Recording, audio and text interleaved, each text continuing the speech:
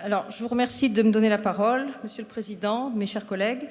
Il nous est demandé, je réponds donc sur l'enquête d'utilité publique, il nous est demandé d'approuver un avenant concernant le financement des études préalables à l'enquête d'utilité publique et de l'enquête publique du projet donc de ligne nouvelle Provence-Côte d'Azur. Ce nouvel avenant, qui est déjà le 3e, nous demande de contractualiser un financement complémentaire par la métropole de 650 000 €, ce qui porte notre participation à ce jour à 5 575 750 €.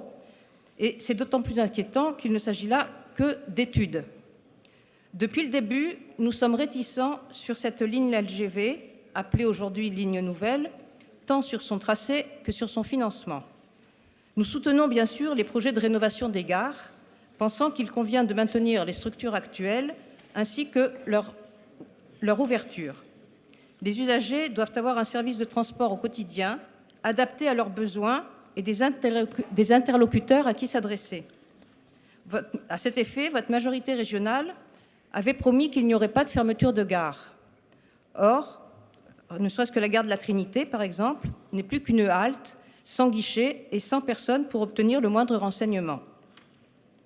Au lieu de promouvoir des projets tels que celui de la ligne nouvelle, l'ensemble des financements devrait servir à l'amélioration des transports existants, en préservant et en renforçant les trains quotidiens, car malgré les promesses au plan régional, nous sommes encore loin du compte.